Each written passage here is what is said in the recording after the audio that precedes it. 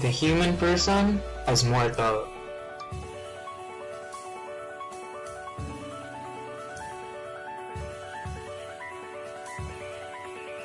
Now, if you've lived in this world for as long as most of us have, and have witnessed dozens of the billions of stories unfolding every day among the different people of the world, you and I can both agree that living, or life in general, can tend to be tragic.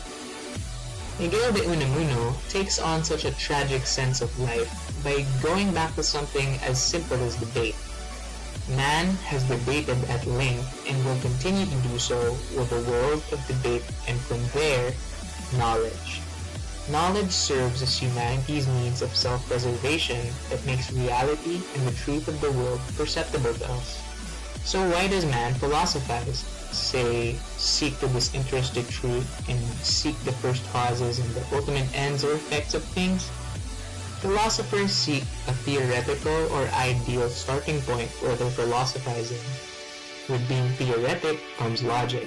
However, philosophizing cannot rely on logic alone. It must do so with feelings, with a mortal body. However, as the Latin saying goes, primum vivere deindi philosophari. Before one philosophizes, one must live first. However, one philosophizes in order to live in a weird but truly logical give and take. The Unamuno says, "Whence do I come, and whence comes the world in which and by which I live? Where do I go, and whither goes everything that surrounds me?" Seeking the wherefore seeks the end of the questions. Cicero has one definition of philosophy: the knowledge of things divine and human, and of the causes in which these things are contained. What's death have to do with all this? Death annihilates the meaning of everything one produced in life, wherein death is one's ultimate fate, which overrides the others. Think about it. If you don't die, then what destiny follows you? Well, you can go about it in three ways. One, you know that you will die, and follow despair. Two, you don't know that you will die, and eventually give up. Three, you don't know whether you will or not die, and now you have conflict. Either option sounds immensely tragic, but hey, death is an inevitable part of life. While it's easy for us to deny the reality of death when we are not affected, nor someone close to us is, say, a family member, once death strikes us, or someone close to us, then our attitude towards death changes. The longing to evade one's mortality is the effective basis of philosophizing, a reminder that the tragic sense of life, however elusive and evasive, is death. Ernest Becker thought similarly, but approached the concept differently, with most of his work being famous for trying to merge the different aspects of science and religion. He believed that the human person is a creature whose nature is to deny its creatureliness, and, in the ensuing frustration caused by this impossible task, creates violent evil. He argues that to overcome the urge to create this violent evil, one must learn to accept the human reality of death. For Becker, the best way to do is through heroism. For Becker, the best way to do is through heroism, namely, braving leaving the past life behind to heighten one's life and oneself to the will of God. Doing so comes from the realization that the world is God's world, not ours, that we ultimately do not and cannot control all the variables. Yes, it is a hard wisdom to accept, but it is the only way that makes life possible in the face of death. Let's go further into Becker's The Denial of Death. Of all things that move man, one of the principal ones is his terror of death. We admire courage in the face of death. It moves us deeply in our hearts because it makes us question how brave we are. Think of soldiers. For instance, the likelihood of them falling in the midst of battle is very high. We give all those who fought bravely, whether they survived or not, great honor for their bravery in defending their country. Most people are unable to imagine how horrifying it must be to be in the battlefield and not know whether or not they will get to see their loved ones again. Which is why to them, their courage couldn't compare to that of a soldier's. We view these soldiers as heroes, people who know they are diving headfirst into what may potentially be their last moments, yet stand straight and tall for what they see as the greater good. Several other approaches exist in man's ongoing struggle with his fear of death. For people who are healthy-minded, fear of death is not something we are born with. It is a product of nurture rather than nature. This belief is not unfounded. Research shows that a child does not develop fear of death until age 5.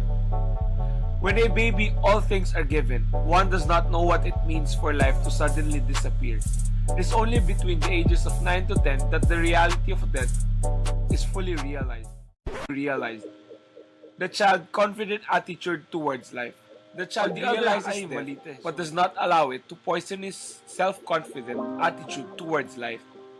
On the other hand, we have the morbidly minded people who believe that fear of death is a basic fear that is present in everyone. No one is immune to it. William James calls it the worm at the core of man's pretensions to happiness that is all-consuming, and Becker sides with this view. This belief instills that the fear of death is an expression of the human instinct of self-preservation. It drives us to maintain life and master the dangers that threatens life. In short, fear of death exists for the purpose of self-preservation of the organism.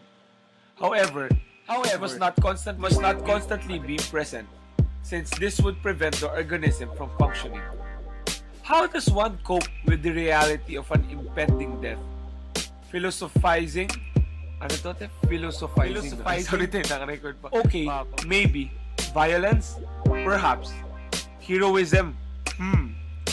If heroism allows one to face impending death with a heightened sense of purpose, then violence aims to preserve one's life at the expense of others.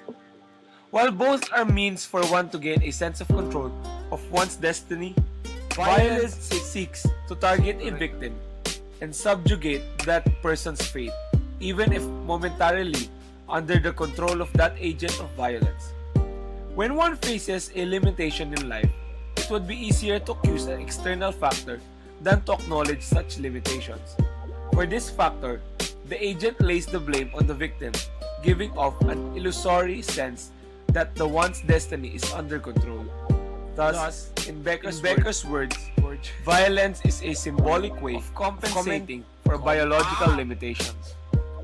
One is still able to gain control over one's destiny by living a good life, or in Aristotle's term, telos the Unamuno's means of dealing with the reality of death is philosophizing in an attempt to distract oneself from its looming inevitability. In the words of Mario Benitez, he craves for knowledge and for immortality, or rather, he craves to know that he will not totally die.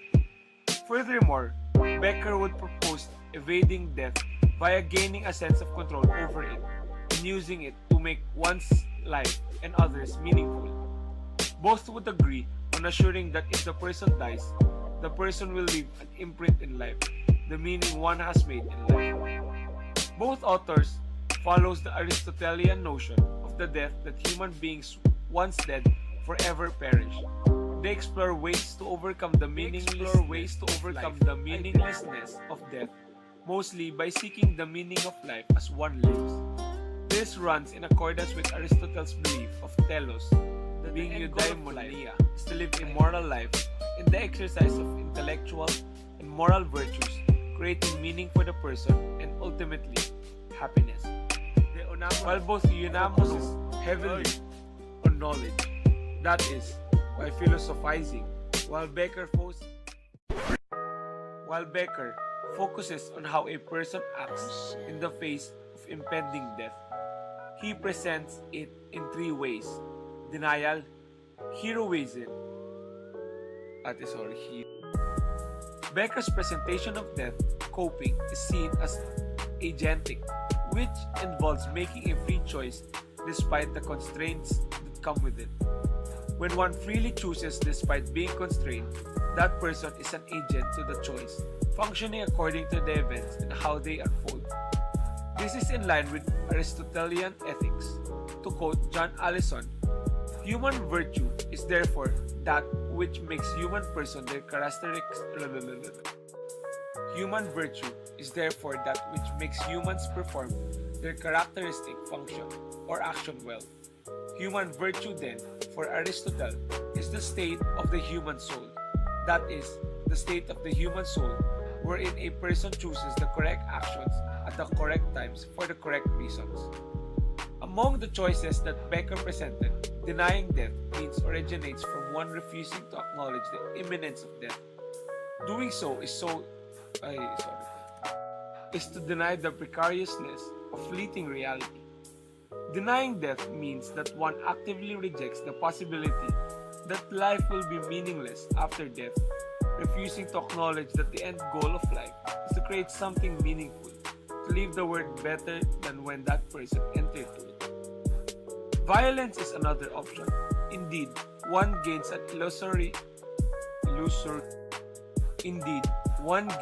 an illusory sense of control in subjugating a target's fate into one's own hands. However, this contradicts Aristotelian notion of virtue, since it centers on the practice of vices instead of virtues. For Aristotle, knowing one's virtues does not lead to a virtuous life, and doing them alone will not suffice. It must be habitual, and one must take pleasure in the exercise of these virtues since it reflects one's developed ways. If a person can live a life guided by reason, then that person is virtuous. Committing a violent act goes against reason, since displacing one's frustrations in life to a powerless target gives one an illusory sense of control, yet presents the expense of dealing with the recipient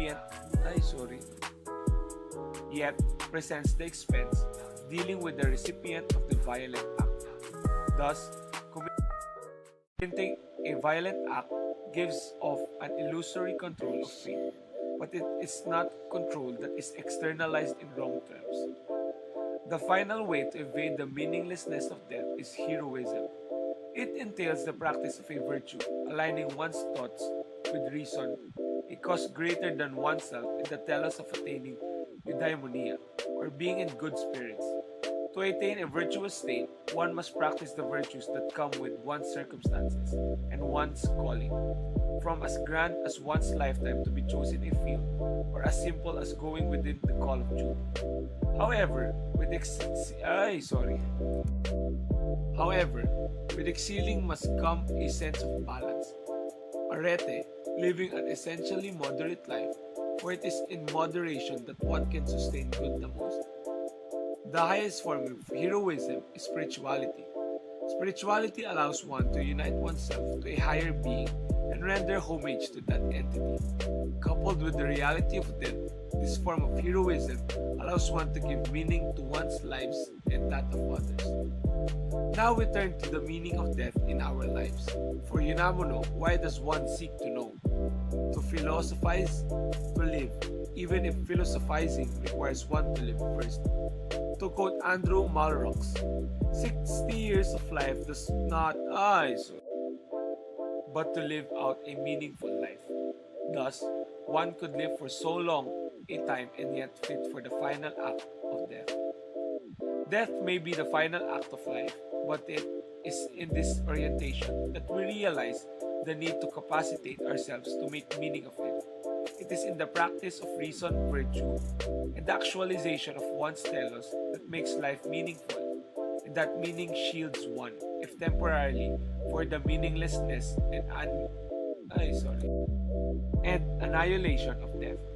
Both Unamuno and Becker agree that it is in death where one perishes, including the meaning that the person created. Both agree that one must sense ultimacy in on life and respond to life as a possibility of its own ending. However, Unamuno focused only on philosophizing and attaining knowledge, as self-preservation, while Becker focused on the three choices of facing impending death, which are denial, violence, and heroism. Three acts that make a person gain a sense of control of one's destiny before eternal annihilation after death. In truth, only one, heroism, is the path of life that makes it the most meaningful. Thus, Becker presents a clearer picture of how humans deal with impending mortality and meaninglessness of life.